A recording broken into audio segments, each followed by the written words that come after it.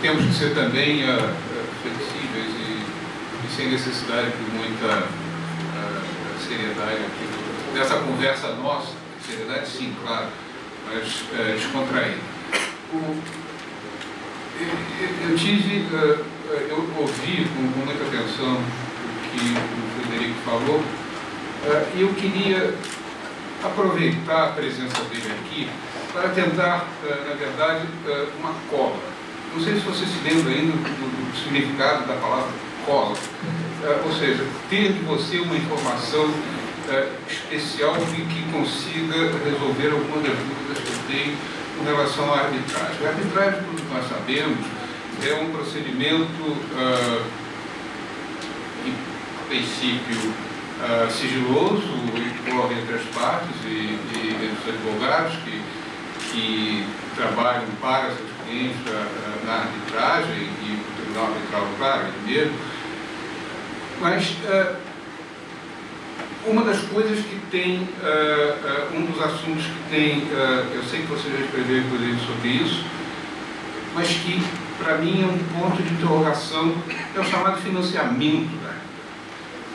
Ou seja, você tem numa arbitragem uma parte que tem um poder aquisitivo maior que a outra, mas que não consegue, e essa outra que não tem os meios financeiros necessários para continuar naquela arbitragem. O que ela faz então? Eu sei que na Inglaterra e em alguns outros países da Europa e nos Estados Unidos também existem empresas que se dedicam a financiar a arbitragem.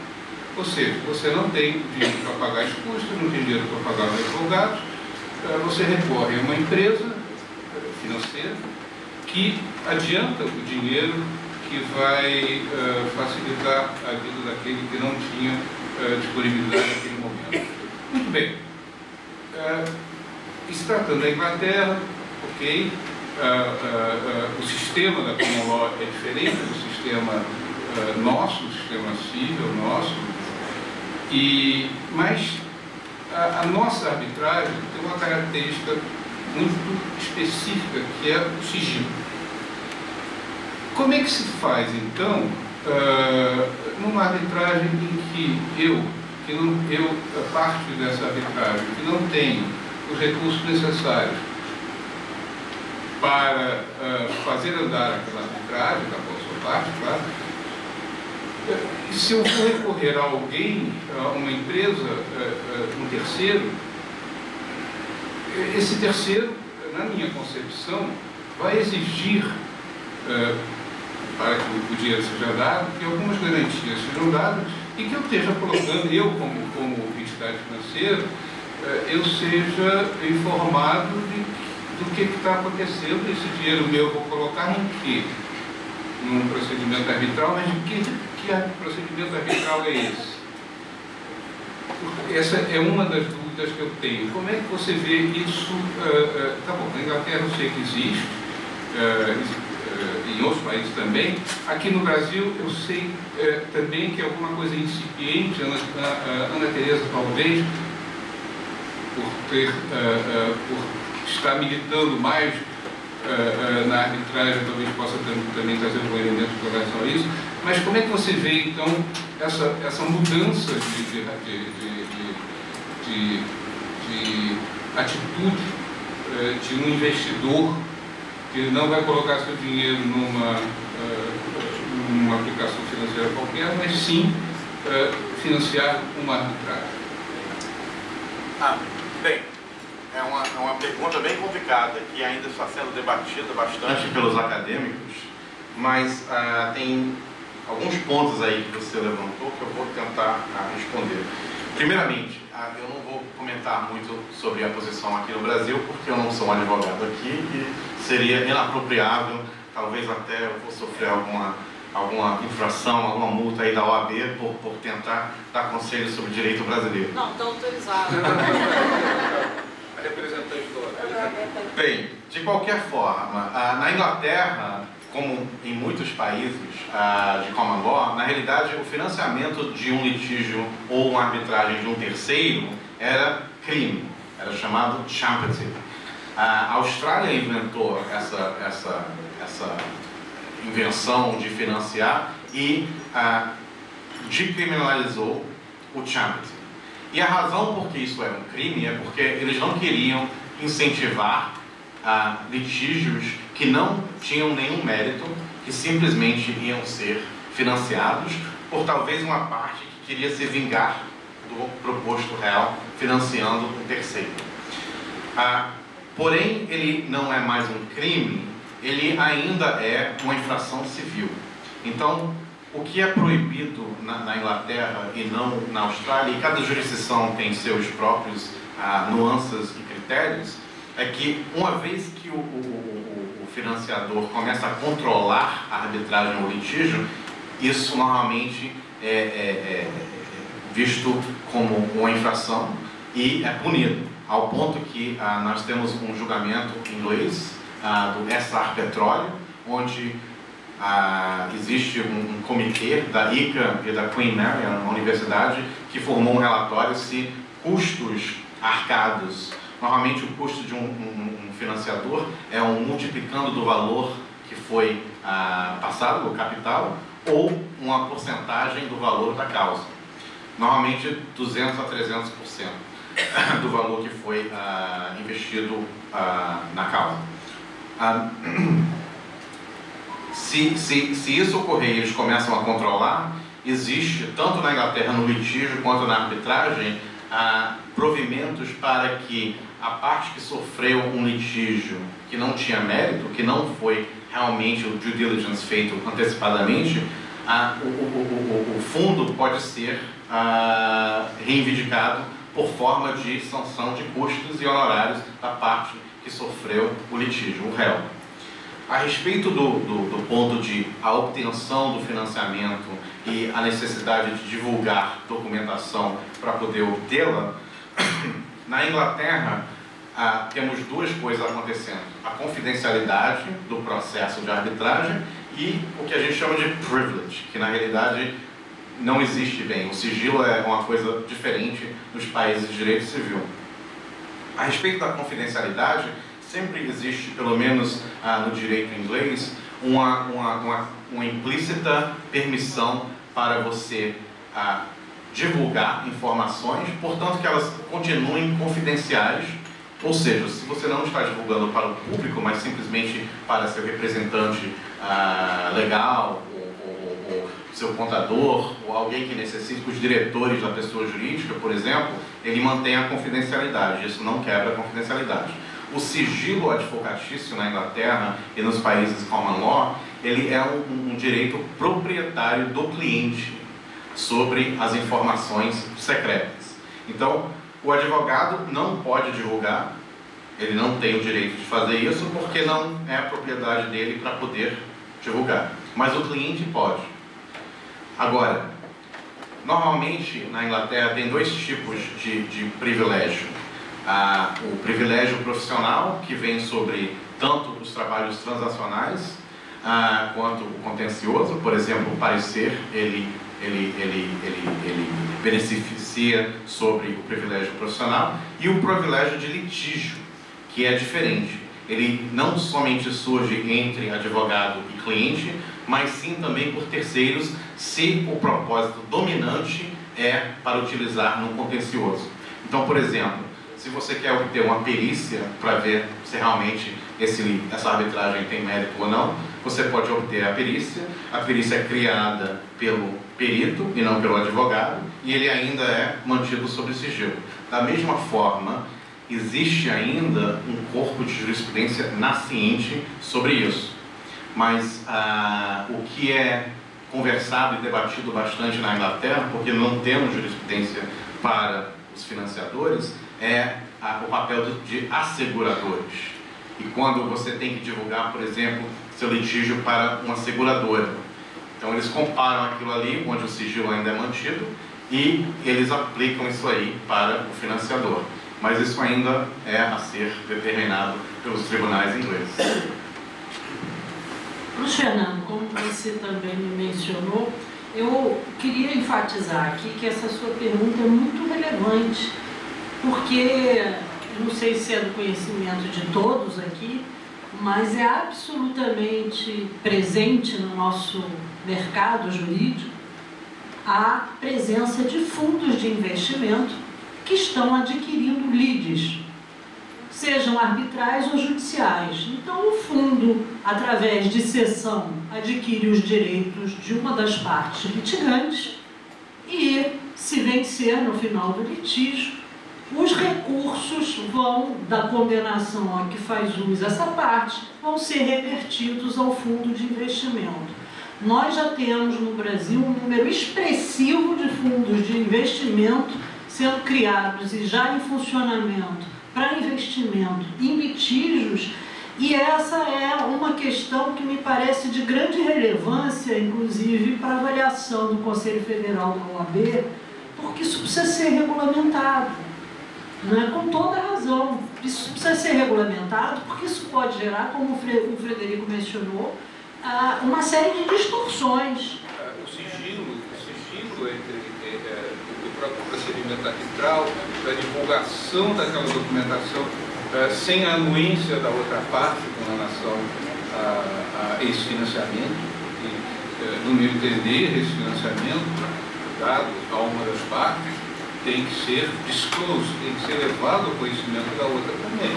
Sem dúvida. E no processo judicial, também o tribunal acha, por exemplo, que está julgando o direito de consumidores lesados, aplicando regras bastante restritivas em função da hipossuficiência de uma das partes, quando na verdade aquele direito, por exemplo, pode estar cedido a investidores e não é que vão ser tratados no processo como se investidor fosse. Então, isso poderá gerar uma série de consequências negativas, além de evidentemente incentivar a litigiosidade e a discussão em juízo, que é o caminho diametralmente oposto dessa tendência dos meios alternativos de solução de litígio. Então, me parece que é um tema que a gente precisa debater aqui no IAB e propor também ao Conselho Federal da OAB que se debruce sobre ele. Essa é uma realidade que já está no mercado,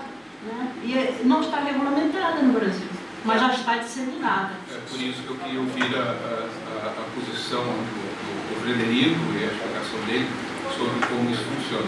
Eu não sei se todos vocês conhecem efetivamente essa distinção, aí falando especificamente do Frederico, do barrister e do solicitor. São duas profissões, digamos assim, diferentes. Aqui no Brasil nós somos advogados e podemos nós atuar em quaisquer tribunais, se assim quiser, claro. Na Inglaterra é diferente. Vou deixar você falar. Não. É diferente. Lá nós temos duas profissões separadas. O solicitor, ele trabalha muito mais como o advogado aqui no Brasil, e ele faz direito transacional, ele faz a conduta do litígio e ele faz múltiplos outros trabalhos. A grande maioria do trabalho do advogado é feito pelos escritórios de solicitors que têm associações e bancam em escritórios. O barrister, na realidade, é uma proporção muito menor. Nós somos mais ou menos 15 mil barristers na jurisdição da Inglaterra e País de Gales, e são mais ou menos 170 mil solicitors na mesma jurisdição. É muito difícil de explicar exatamente por que existe a diferença. É mais no contexto histórico. A minha profissão tem quase 800 anos, então, quando ela se formou, não existia contratos, não existia pessoa jurídica, não existia divórcios. Direito, na realidade, eram disputas entre partes, normalmente sobre heranças ou terras, e era sempre contencioso. E quando o Henrique II, o rei da Inglaterra, aboliu o julgamento por ordélia, ou seja, nós achamos que ela é uma bruxa, vamos jogar ela no rio, se ela flutuar, ela é uma bruxa, a gente mata, se ela não flutuar, se ela afogar, ela não é uma bruxa. Aboliram o julgamento por esse método e daí começou o discurso para a explicação do seu caso ao representante da lei ou o juiz. E naquela época, porque fomos conquistados pelos nórmandes, a linguagem do tribunal era o latim ou o francês, nem todo cidadão tinha essa capacidade, e começaram a contratar pessoas para fazer o oratório por eles. E daí a profissão do solicitor surgiu mais tarde, mais ou menos na Revolução Industrial, onde todas essas outras áreas de direito surgiram, contratos, empresarial, societário, etc. E os barristers não queriam fazer isso, porque as habilidades do barrister de oratório e apresentação oral, examinação direta, são muito diferentes dos outros trabalhos. E mesmo nas jurisdições onde existem uma profissão só, fusa, ainda existe a distinção. Nem todo advogado que faz um oratório num sistema oral realmente faz contratos, ou M&A, ou outros trabalhos. Ainda existe essa distinção, porém, ela não tem a nomenclatura diferente.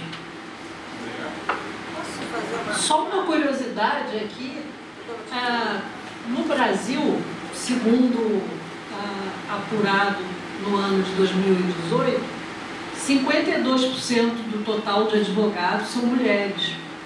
Já na Inglaterra, 60% são solicitors. Ou seja, as mulheres estão dominando a área da advocacia. Isso é bom ou isso é ruim? É ótimo. Existe uma terceira figura ainda, né? Tem o barrister, o solicitador e o clerk. Sim. Explica um pouquinho, eu já li, sei o que é, explica um pouquinho o que é o clerk. Então, na realidade, aqui o termo advogado quer dizer, é uma coisa discreta e é uma coisa reservada somente aos que já passaram o exame da ordem. Na Inglaterra, o termo lawyer, que é a tradução linguística, não tem nenhuma representação de uma profissão. A profissão é solicitor, barrister, mas tem outros lawyers também que têm o uso exclusivo de uma nomenclatura. Por exemplo, o legal executive, ou o registered conveyancer, ou o immigration advisor.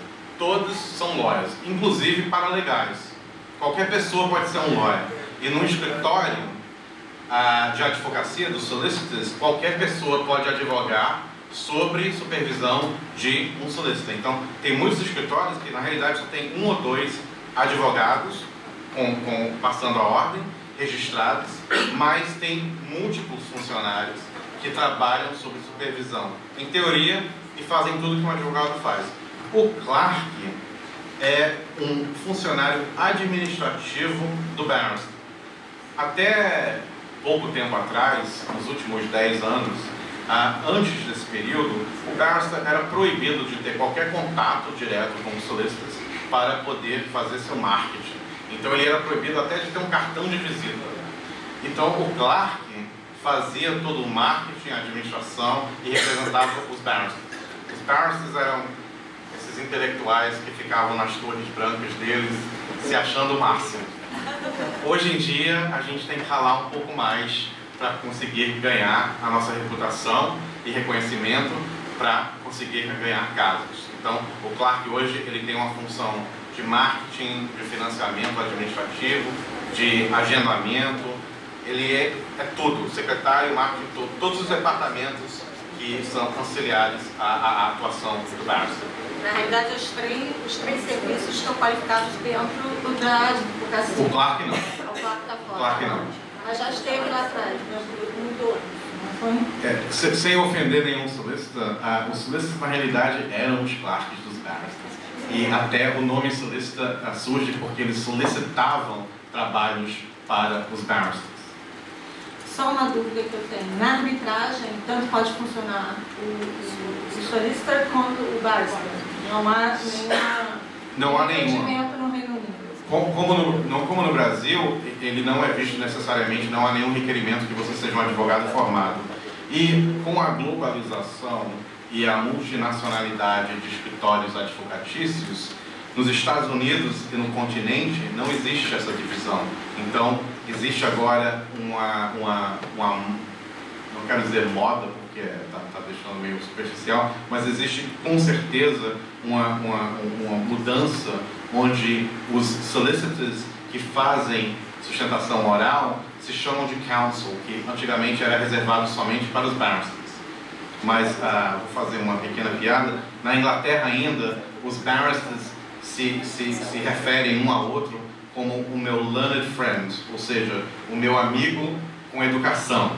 E os solicitors ainda são os meus friends, somente amigos sem educação.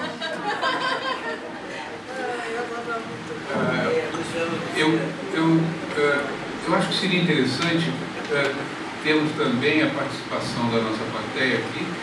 Alguém teria alguma dúvida, alguma pergunta a fazer? Eu vejo que ali alguém levantou a mão. Microfone, por favor. Tem que usar esse microfone aí, por favor. Está sendo gravado.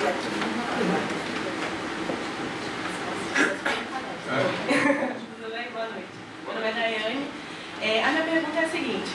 Aqui no Brasil, a gente ainda tem uma limitação com relação à arbitrabilidade da matéria tributária. Eu queria saber, quem estuda, a gente tem como referência Portugal e Itália. Eu queria saber como que funciona lá na Inglaterra, se existe essa possibilidade ou ainda não.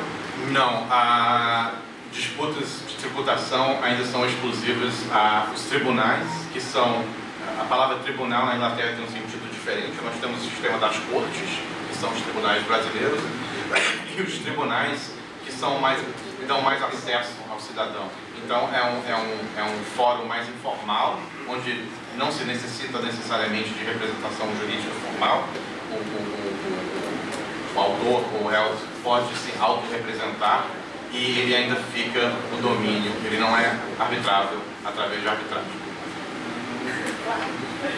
Eu tenho até uma questão curiosa com essa questão, exatamente com a sua pergunta. Então, um grupo de colegas que eu estava incluída foi convidado em Portugal para ir num debate com professores portugueses sobre arbitragem tributária. E fomos um grupo grande de brasileiros debater a arbitragem tributária. E os professores portugueses começaram a falar antes de nós. Na verdade, aí eles dizem que Portugal seria o único lugar em que haveria no mundo, na verdade Portugal e Cabo Verde seriam os únicos lugares no mundo onde se admite a arbitragem tributária.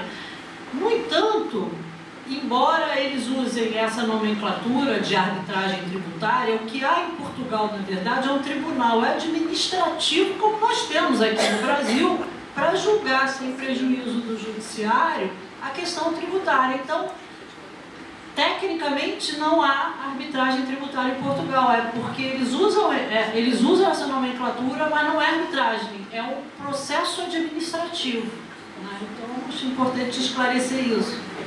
Nada.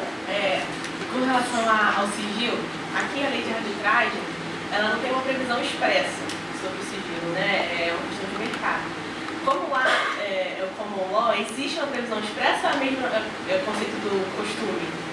Não, a confidencialidade na Inglaterra tem dois casos significantes que me escapam à memória hoje, mas eles decidem como uma súmula vinculante, como uma decisão vinculante, um precedente que em todo contrato compromissório de arbitragem está implícito a confidencialidade entre as partes e os árbitros.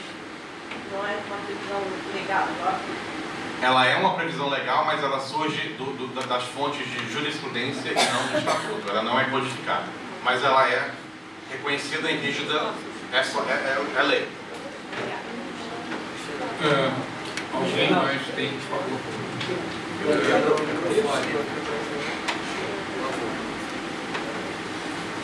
Boa noite a todos. Meu nome é Bernardo Mendes Viana, do Escritório Via Resende. Primeiramente, eu queria um grande abraço ao amigo Luiz Fernando, amigo de Câmara de Comércio Francesa, meu antecessor, como coordenador da Comissão Jurídica, parabenizar a doutora Ana Tereza pelo esse mandato, desejando muito sucesso. Vim hoje aqui, não diz respeito a ninguém da mesa, mas ao meu amigo Frederico, com quem eu tive o prazer de estar várias vezes em Londres. E, bom, agradecer a sua presença, os seus esclarecimentos. Eu queria fazer uma pergunta, apesar do meu colega ser palestrante, eu queria fazer uma perguntinha rápida à doutora Ana Tereza, sobre justamente essa questão de fundos, já que nós tocamos nela. Eu sei que ainda não está regulamentada, mas eu queria saber qual é, digamos assim, a visão da OAB hoje em relação a essa questão, se existe uma previsão específica, se já existe alguma decisão, nem que seja preliminar, e qual é a ideia da nossa nova gestão com relação a esse tema. Muito obrigado. A sua pergunta é muito importante, mas o fato é que realmente nós temos uma grande lacuna sobre esse assunto. E ele precisa de regulamentação, e regulamentação federal, para se aplicar no Brasil inteiro. O que nós poderemos ter aqui são algumas orientações baseadas em consultas em tese que podem ser apresentadas para o Conselho Seccional aqui da OAB. Quer dizer, diante de uma provocação de uma consulta, que eu até estimulo os colegas a fazerem, para que já se crie algum tipo de regra ou de orientação sobre esse assunto. Mas atualmente não há, nem no Conselho Federal, nem no Conselho Seccional, orientação sobre esse assunto. Agora, com a nova gestão, eu sugiro que consultas sejam formuladas justamente para a gente provocar esse debate e gerar algumas respostas à OAB, até para dar conforto aos investidores do que pode se fazer licitamente e aquilo que não é autorizado pelas regras gerais. Agora, é uma novidade, o mercado sempre vem na frente das normas, né?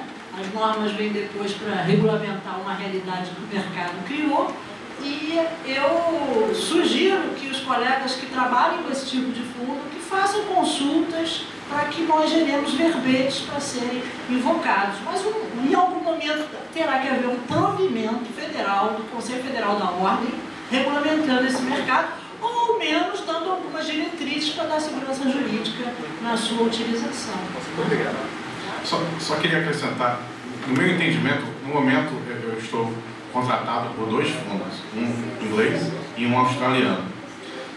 E do meu entendimento, no mundo todo, a única regularização ou regulamento dos fundos existe na Inglaterra, a Association of Litigation Funds, que contém 9 fundos e eles se autorregulam.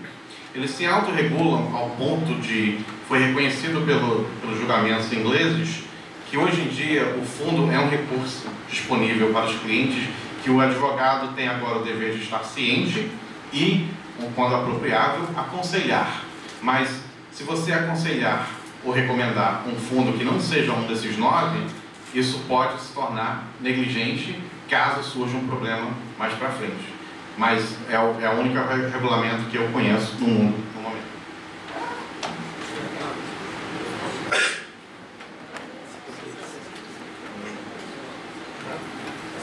Boa noite. Eu quero, em primeiro lugar, pedir perdão, porque eu queria muito estar no início dessa... Eu pediria, por favor, para o nosso registro, se Manuel pudesse Peixinho, identificar. presidente da Comissão de Direito Administrativo aqui do EAD. Eu fiquei muito chateado, porque eu queria chegar no início, me apaixonei de direito comparado. Mas a minha pergunta é a seguinte: existe um movimento de codificação do direito administrativo na América já há mais ou menos uns 30 anos.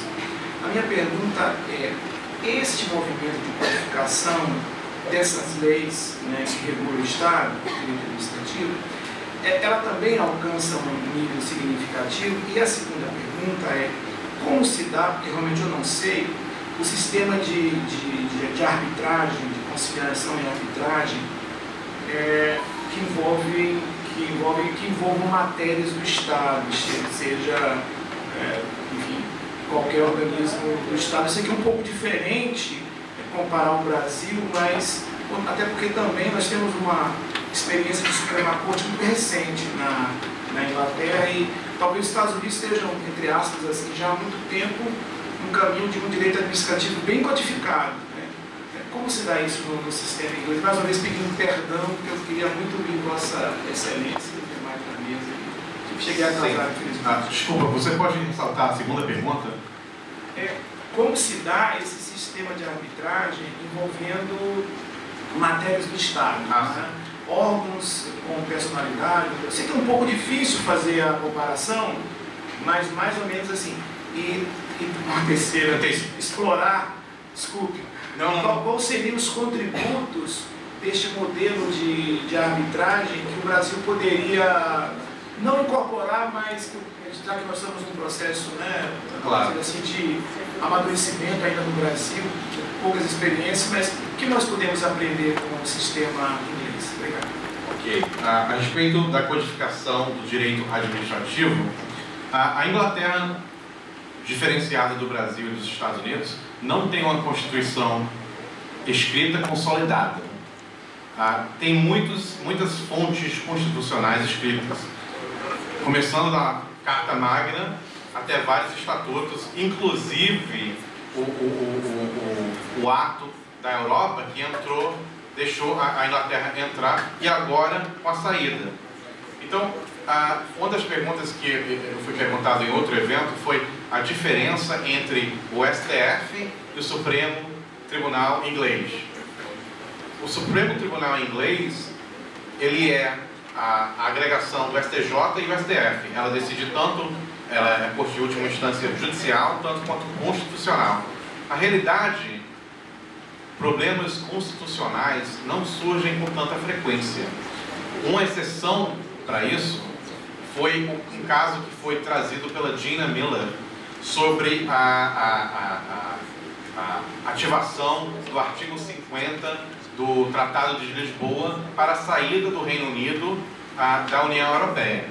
A primeira-ministra tinha, o conselho dela pelo advogado-geral inglês, foi que o executivo em si poderia ativar o artigo 50. A Gina Miller discordou e entrou com ação administrativa, e foi decidido pelos 3 juízes da Corte Superior que requeria, para a saída de qualquer tratado internacional, mais um estatuto parlamentar, e que o executivo não poderia usar seus poderes prerrogatórios para ativar o mesmo. Então, isso é uma das exceções da regra.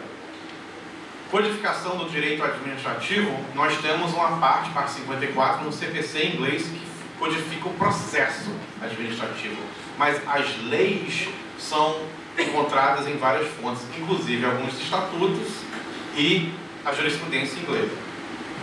Sobre a segunda pergunta, sobre arbitragem com partes públicas, eu li no outro dia que no Brasil existe cerca de, eu acho que era 4.000 órgãos públicos que têm um controle majoritário do Estado. Comparado à Inglaterra, onde existe, eu acho que eram pouco menos de 100, e a Suíça, que tinha uns 14. Então, primeiramente, o volume de comércio que o Estado faz é muito menor. Uma exceção disso tem a tendência de concessões para exploração de óleo e gás, mineração, agora para o fracking, que ocorre com gás na Inglaterra, e projetos de infraestrutura. Normalmente, porque eles têm a verba pública e eles envolvem um órgão público, eles ainda são decididos através do litígio e não da arbitragem. Então, eu acho que a Inglaterra tem mais a aprender com o Brasil do que vice-versa. Interessante. Alguém mais tem alguma pergunta a fazer? Eu teria ainda uma última. Eu sei que o nosso horário está um pouco... mas vá tudo, tá? É uma questão mais de curiosidade minha. Nós sabemos que as câmaras de arbitragem internacionais, eu falo da LCIA, ICC e mesmo as nacionais aqui, possuem taxas de arbitragem que são cobradas das partes. Algumas delas, e eu falo principalmente LCIA, com a qual eu estou em contato, são extremamente altas. O que, em termos práticos, acontece caso uma das partes se recuse simplesmente a participar daquela arbitragem, por não ter recursos e não querer correr atrás de recursos para aquela arbitragem. Algumas câmaras, o regulamento de algumas câmaras nacionais dispõe que a arbitragem não se inicia se as partes não pagarem as taxas devidas, inclusive um percentual dos honorários dos advogados.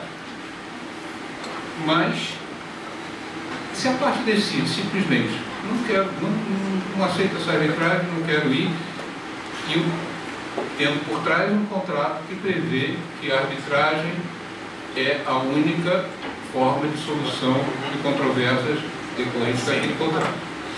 A autonomia das partes em selecionar a arbitragem como método de resolver suas controvérsias na Inglaterra é altamente respeitada. E, portanto, se as partes decidiram precontratualmente se submeter à arbitragem, elas teriam que prosseguir. A respeito das câmeras de arbitragem, depende se a cláusula compromissória exige uma certa câmera ou uma câmera.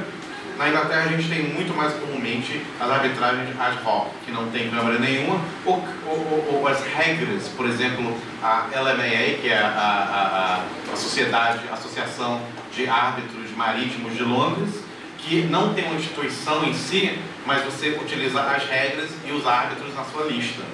E isso diminui o custo bastante. Se uma parte simplesmente negar-se a se manifestar e participar, o autor da arbitragem tem duas opções. Ele fica ali parado, ou ele arca com as custas ele mesmo, ele obtém a sentença arbitral e aí vai executar contra e recebe depois. Que ele vai receber na sentença arbitral, se a outra parte não se manifesta, o valor da causa e o valor da referência à arbitragem, inclusive o custo dos árbitros, o fórum e os honorários dos advogados. Sim, mas se a outra parte, então, resolver não pagar, não se inicia a arbitragem. Não, o autor paga as custas do réu e depois, na execução, tenta recuperar. Mas qualquer instituição arbitral, câmara arbitral ou árbitros, se o autor da causa decidir que ele vai arcar em nome do réu, eles não vão parar. Ok, mas se a parte interessada disser não, eu pago a minha parte, mas não quero pagar do outro. A sentença arbitral é final e vinculante, então você está se submetendo à decisão dos árbitros, correto ou errado. Uma das características da arbitragem é, mesmo se estiver errado, você submeteu a finalidade daquilo ali. Você tinha a opção no tribunal, onde se você acreditasse que a decisão estava errada, você teria a opção de recorrer. Mas você, voluntariamente, por livre e espontânea vontade, decidiu se limitar pela arbitragem. Isso aí é o conceito inglês. Ele dá muito valor à arbitragem. Eu vou passar, devolver a palavra a Rita de Cássia Cortez, Rita de Cássia Cortez. Ainda tem alguém? Em casa é lá. Quer dizer que precluiu, mas...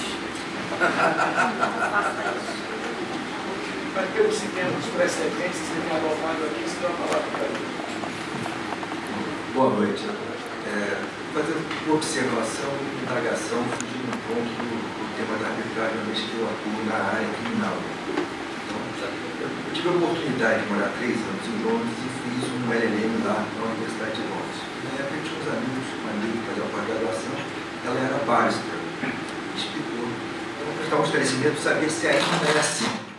Na verdade, o solícito, ambos faziam a faculdade de Direito, né, 3 anos, se não me engano, 4 anos, mas o barrister, para a formação dele, tinha que fazer mais anos. E daí essa seleção, porque as pessoas que precisavam economicamente começar a trabalhar logo, não poderiam esperar mais tempo.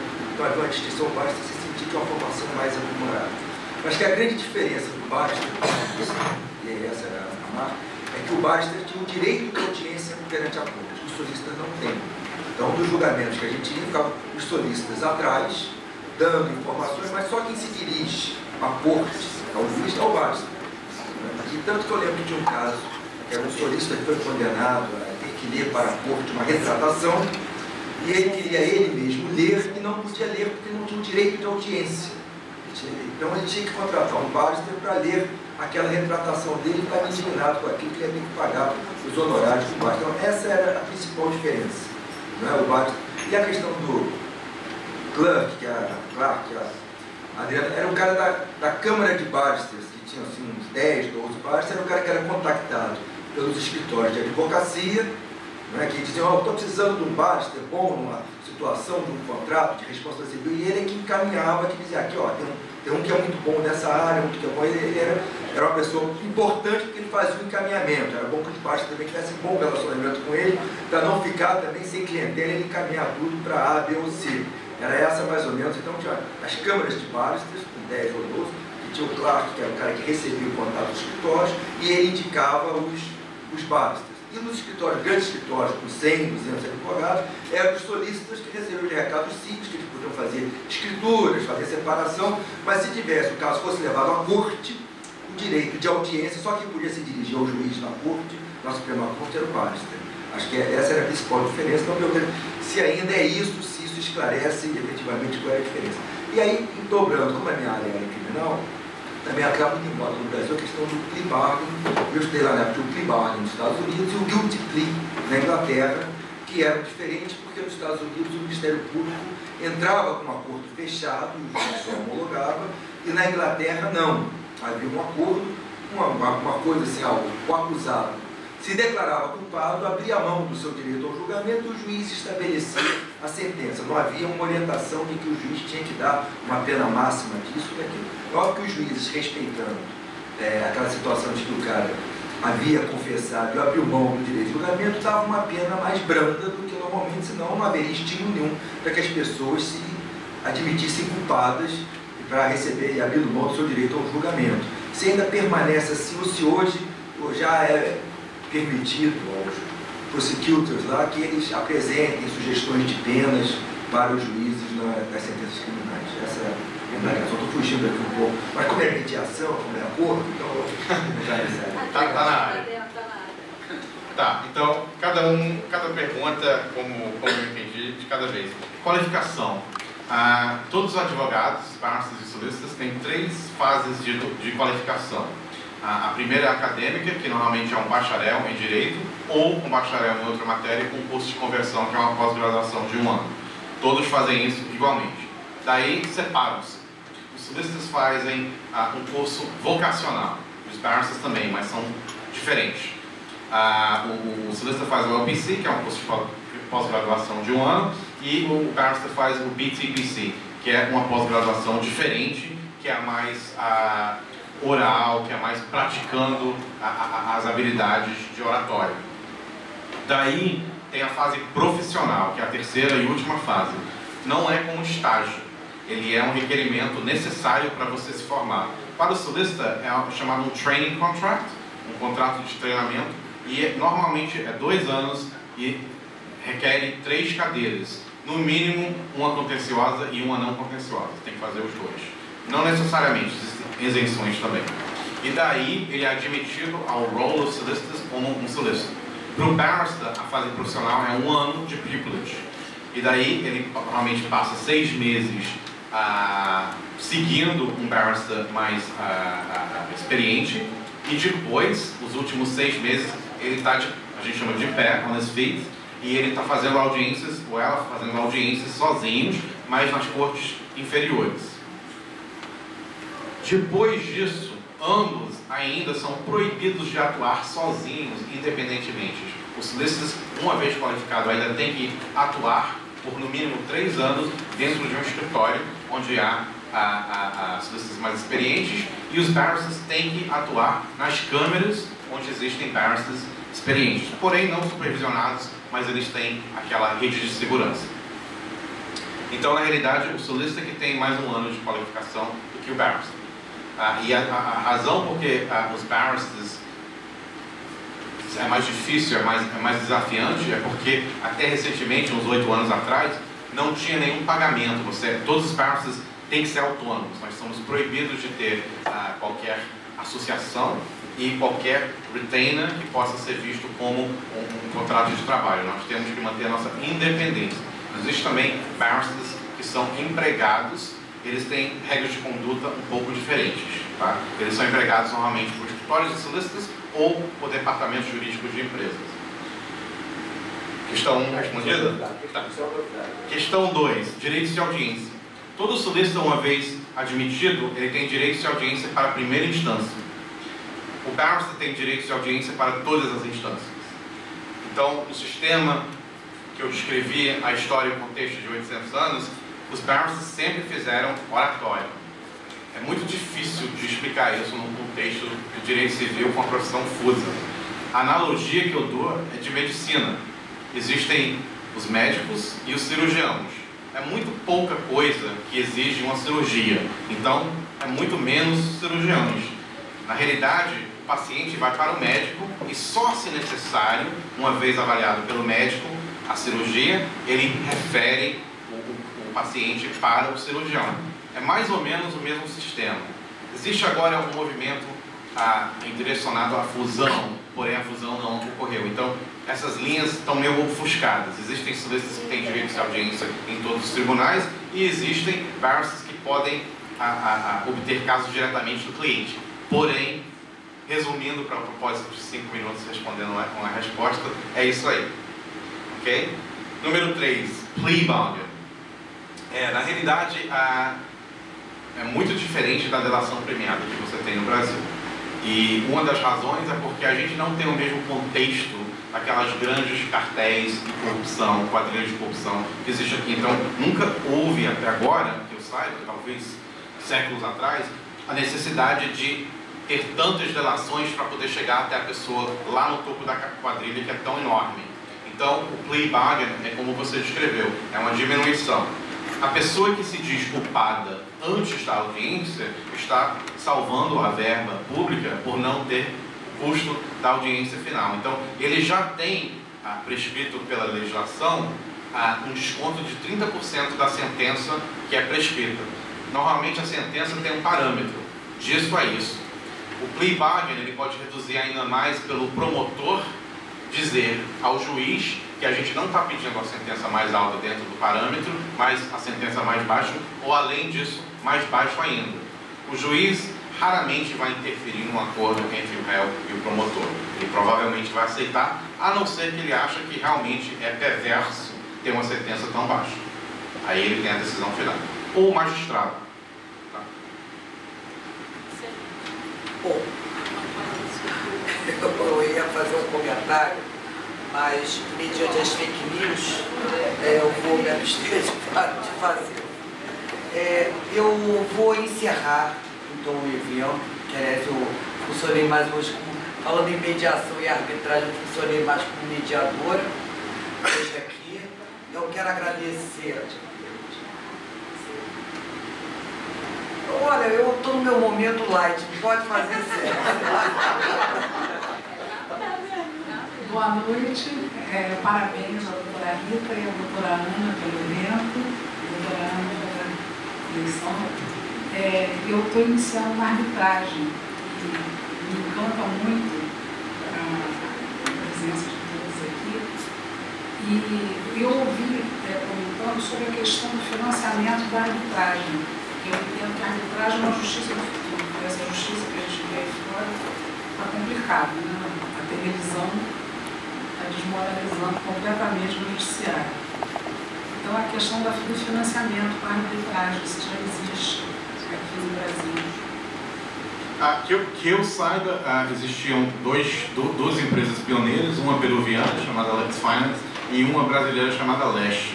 Meu entendimento é que eles estão já financiando arbitragens, não litígios, que eu saiba, e desde os últimos 2 anos, existem uma variedade, uma multiplicidade de financiadores disponíveis. Porém, eu não tenho ciência deles. Pode repetir. Eu posso te responder isso. Nós temos vários processos em arbitragem em curso onde houve o financiamento mencionado aqui. Nós temos também fundos destinados a processos judiciais. Nós temos bancos de investimento com fundos voltados para litígios arbitrais e litígios judiciais. Isso já está bastante disseminado no mercado brasileiro. Muito obrigada. Boa noite. Bom, eu acho que agora nós podemos encerrar lembrando que nós temos também fundos de investimento com relação à doação de robôs. Você sabia disso, Frederico? Não sabia. robôs substituindo advogados, né, e que os fundos de investimento tenham entrado, né, no sentido de bancar, né, inclusive créditos que seriam devidos, embora ainda não fixados. Quer dizer, isso é realmente uma situação grave e que deve começar a ser analisada. Mas, pois bem, eu quero fazer um agradecimento a todos os nossos diretores que estão aqui presentes, Dr. Sidney Sanches, que é o nosso terceiro vice-presidente, Leila Pose, que quer levantar? Ah, não, é segundo, aquela situação, né? Quando eu rebaixei você, né, Sidney? Mas não veio problema, você sabe, estou perdoada, né?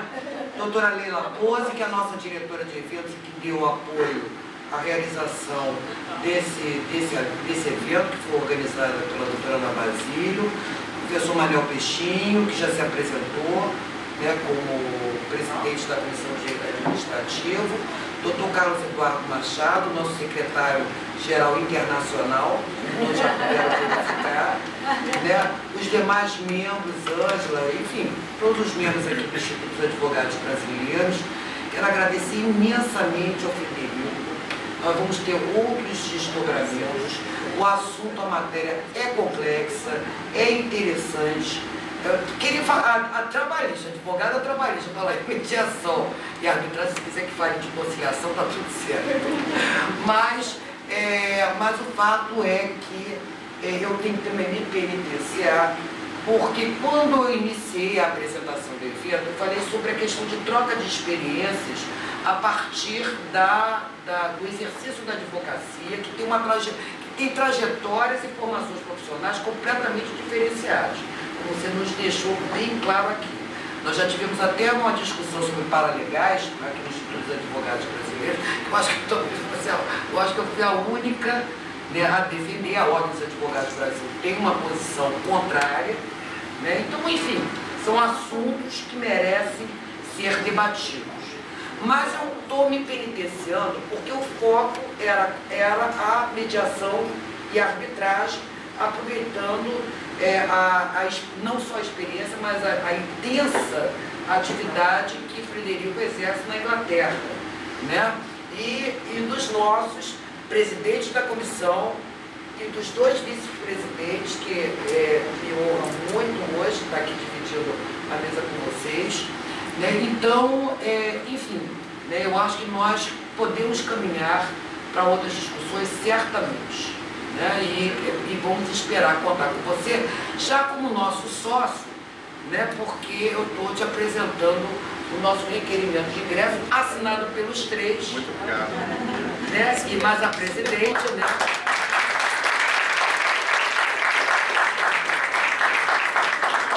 Nosso representante, né, no Reino Unido, né, já disse que pode usar e abusar. Né, eu já aceitei, já acatei. Né? Sem dúvida. E, enfim, eu acho que isso daí é uma experiência muito válida da comissão. Nós temos uma câmara de mediação de conflitos entre advogados, que foi criada aqui no Instituto dos Advogados Brasileiros, presidida pelo nosso primeiro vice-presidente, o doutor Sérgio Toches, né, e que tem a participação já como mediadores, né, dos três aqui que dividem a mesa comigo, né, da nossa presidente da comissão e dos dois vice-presidentes. Então eu quero agradecer então a presença de vocês, né, vamos retomar o assunto, né, certamente. Sugiro à comissão que pense sobre essa questão da regulamentação dos fundos de investimento. O IAB tem mais perfil, eu estava conversando até com a Ana, até porque a OAB Federal ela analisa determinadas situações do ponto de vista do exercício da advocacia, né, na mediação e arbitragem. Ela não pode efetivamente sugerir propostas de criação de legislação, que é uma atribuição que o IAB pode. Então, acho que a comissão pode começar a pensar nisso, acho que seria uma coisa muito interessante, né, ter uma meta, uma proposta de trabalho. E eu acho que então eu posso, antes de declarar encerrado, porque quando o tic-tac bate de frente, pedir à doutora Ana Tereza Basílio, né, que entregue ao nosso palestrante, ao nosso expositor desse evento, doutor Frederico. Não, Frederico, né? Eu já comecei Frederico, agora termino Frederico. Né? O nosso certificado.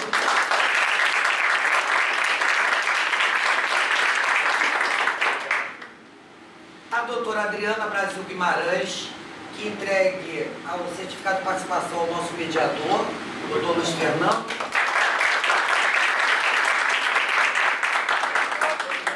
Pedir a nossa presidente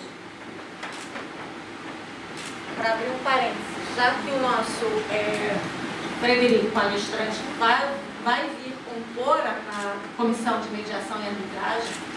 Nós temos hoje, a doutora Leila fez o curso com o Frederico, nós temos videoconferência. Então, eu acho que isso vai ser bastante interessante nessas discussões que a presidente Rita pediu em relação aos fundos, que nós possamos trocar ideias nas nossas reuniões de comissão consigo através da videoconferência.